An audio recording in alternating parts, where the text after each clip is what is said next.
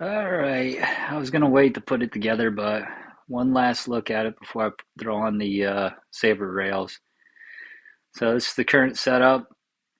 Um, got the platypus sensor with the back pad, flight fins, stock rails, stock guard, uh, Techrails, axle carrier.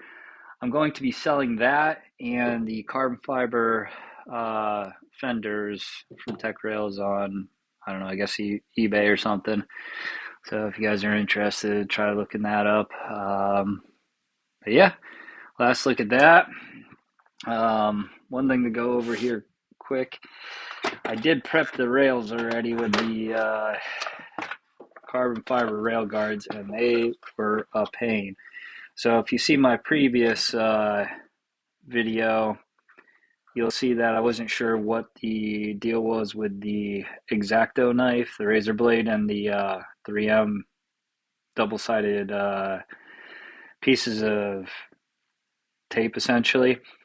Well, I reached out to Matt from Techrails to ask him, what they were, and it was meant to be the adhesive for the rail guards. And let me tell you, I opened the box and I was like super excited, you know, absolutely loving Techrails. And then when Matt said I have to cut out each one of these individual holes and make it so it fits perfect, I was like, I'm gonna hate this. And now that I'm getting ready to put it back on and they look awesome, I'm back to loving it. So yeah, it's gonna look awesome. But yeah, that was a pain having to cut out each one of these holes. What he suggested doing, um, it would have taken forever to do a video just on that. But you take the rails, you put it down on one side of the tape, then you trace it with the knife cut through. And then what I did is I'd pop the pieces out because it wouldn't be a perfect cut. And then I ran the blade right along the backside, cut in a little angle, so it's a perfectly clean cut on when you go to put it on, and then you're all set. It's just very time consuming. So all right, I'm not gonna do a full install video. Um, it shouldn't be that hard to do if you've ever taken a one wheel apart.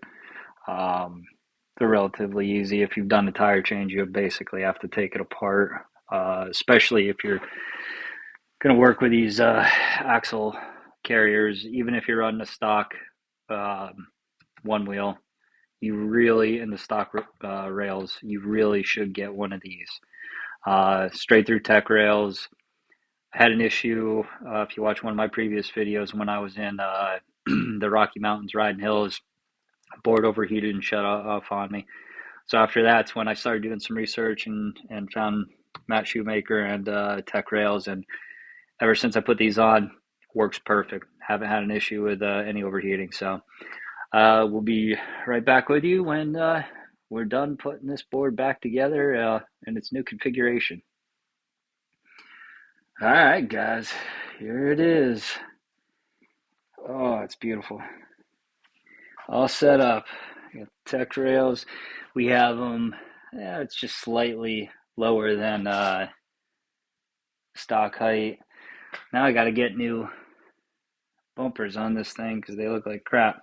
Maybe get some green ones to go in with the axle hub and the flight fins here. Uh, Relatively easy to put together. That's pretty cool now with it skeletonized. You can see the tech rails. This is the motor cable harness. Um, no real issues with anything here. Uh, yeah, pretty easy to put together. Um, Now I just can't wait to take it out, take it for a ride. So that'll be tomorrow. It's definitely pretty damn good looking. There's the other side. Let's see. You can see the slight tilt up in the front and the back compared to the stock ones. Let's see.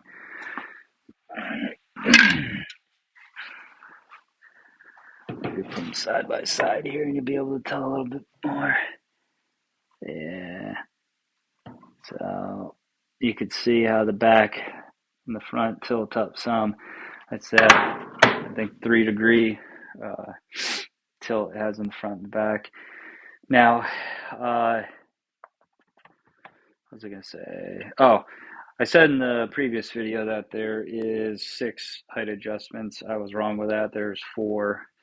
So there's 2 bolts that go through into this axle block, and there are 2 holes in the axle block, corresponding with the 2 holes here in the frame,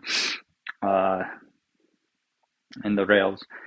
So I could lift these 2 holes up to that spot, or drop this hole down lower to the screws that are in the block, and so forth. Right now I'm going to keep it right about there because that's just slightly lower than what the stock is, and I think I'm going to like that a lot. And now I just got to figure out how to reprogram this thing so that do the digital tilt here. But yeah, can't wait to ride this thing.